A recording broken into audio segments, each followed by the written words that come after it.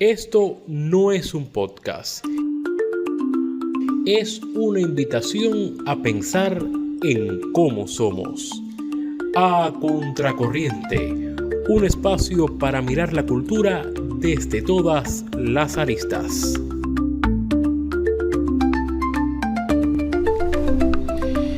Y seguimos en Contracorriente, un espacio pensado para entender la cultura más allá de paradigmas y también de imposiciones, sino entenderla justamente pensando y haciendo la vida a contracorriente. Me acompaña el profesor Omar González. Bienvenido, profe. Muchas gracias. Vamos a conversar hoy en base a una pregunta. Dialogamos en el episodio anterior sobre qué es la cultura. Hoy le pregunto, ¿para qué sirve la cultura? Se relacionan mucho las dos preguntas, ¿no? Porque el significado de la cultura está también determinado por sus, digamos, llamémosle usos, por las funciones que cumple.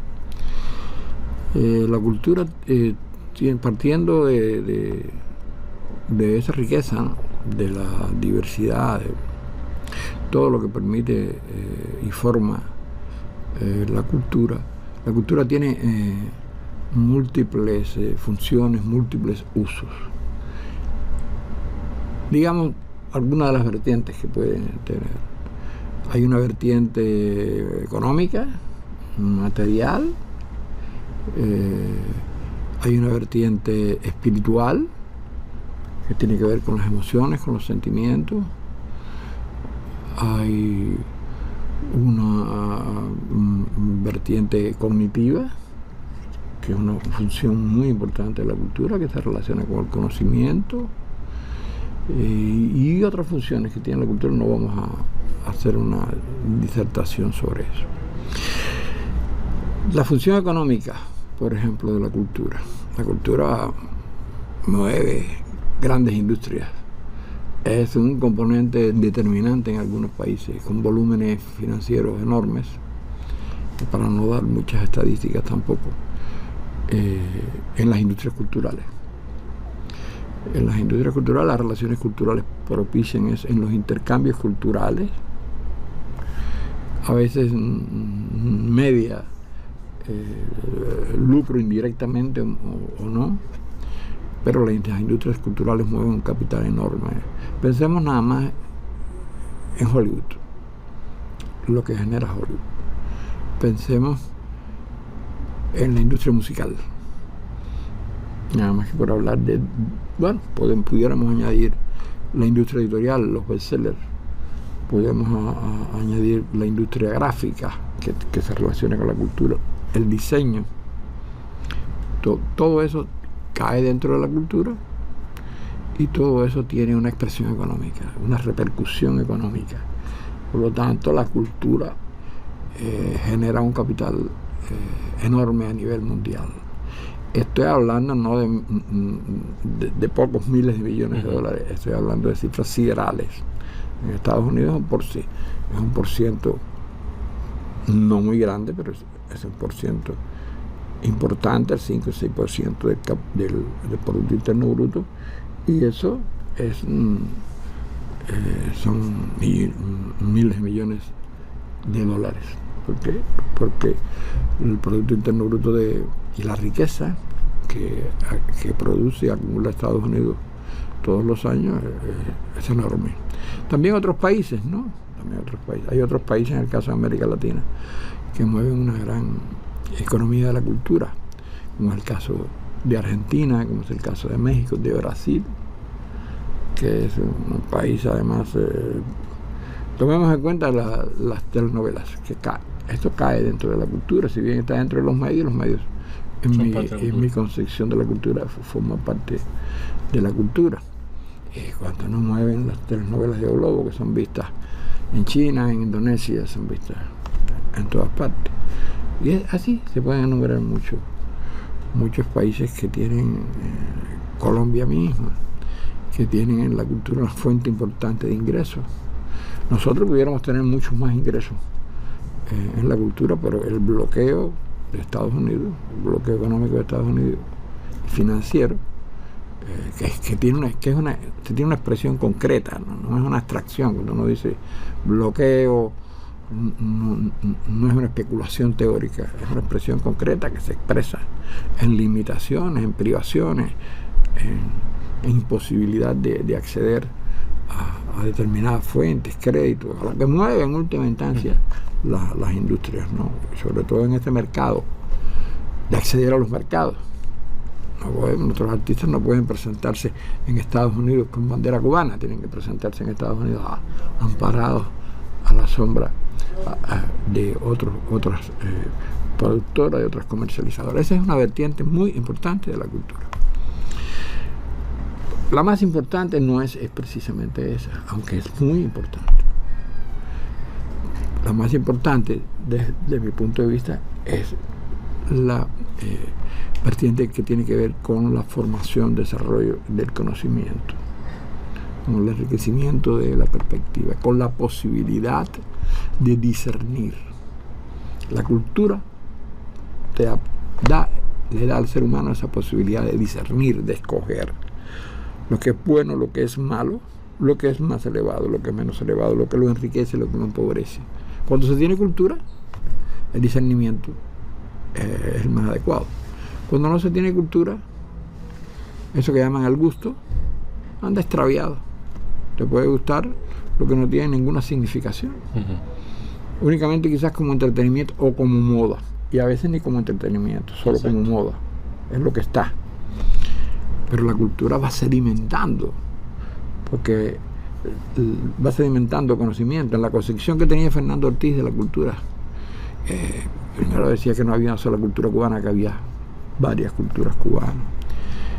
Y eso te lleva, además de su definición de la cultura como la patria, como la esencia nacional, eso te lleva a aquella expresión suya también de la cultura cubana como un ajiaco, con todos los componentes que tiene la cultura cubana, que son el africano, el hispano, el chino, que también tenemos ese componente. Influyeron también los indios yucatecos de México, bueno, y la relación con el mundo entero. Nosotros después tuvimos, cuando fuimos una colonia de Estados Unidos, tuvimos un diálogo con Estados Unidos. Siempre lo hemos tenido, incluso después, pero teníamos un diálogo con Estados Unidos que en ese momento era hegemónico, era de dominación, pero hoy en día es un poco más abierto, en algunos casos más noble, en otros casos más pernicioso, porque hay una guerra cultural inocultable. Y ahí también hay una influencia norteamericana. Nosotros tenemos una interactividad, ¿no? Nosotros influimos en el jazz, hay que acordarse de Chano Pozo, y el jazz influyó en la música cubana, el blues, los distintos ritmos de Estados Unidos, el cine el norteamericano, el bueno y el malo, pero sobre todo el mejor cine norteamericano influyó en la formación de nuestros cineastas en el desarrollo, aunque en ellos lo determinante fue cine europeo, por todo el neorrealismo, la nueva ola francesa, cineastas como Gutiérrez Alea, que estudiaron incluso en Roma, Julio García Espinosa, Humberto estudió en París, tuvieron una formación muy amplia en cuanto a la base cultural y a la formación artística, técnica, las complejidades de una manifestación de un arte como es el cine, que es muy completo, como se sabe. Esas son dos vertientes en las que me quiero detener: la cognitiva, que permite el discernimiento, que permite la formación, que permite el desarrollo del espíritu, que permite alcanzar la libertad plena del hombre y de la mujer. ¿Por qué? Por eso precisamente, porque tú tienes los elementos esenciales que te permiten prefigurar una conducta ante el mundo. Esos son vertientes muy importantes de la cultura. Ya en lo social, la cultura cumple en su relación con los medios, en su relación con la educación, y la educación también es cultura, su presencia dentro de la educación. Un buen maestro es el que más sabe. El paradigma con que se ha movido nuestra sociedad, predominante en nuestra sociedad hasta aquí, ha sido el de que el paradigma de que el ser más importante, el más importante en la sociedad, es el que más sabe, no el que más tiene. Ese paradigma pudiera estar moviéndose con las nuevas formas económicas, etcétera, pudiera estar moviéndose, y con el acceso precisamente a la economía. Pero lo más importante es eso, como la formación de público. El Instituto del Libro y el desarrollo de la industria editorial cubana creó no solo más libros, creó un público. El desarrollo del cine a partir de la creación del ICAI creó un público que no existía para un cine nacional de esa magnitud, ya como industria, como arte. Parece que el ICAI, la resolución del ICAI, tiene su primer por cuanto, y por cuanto el cine es un arte. Después dice que es una industria, porque eso no se puede soslayar.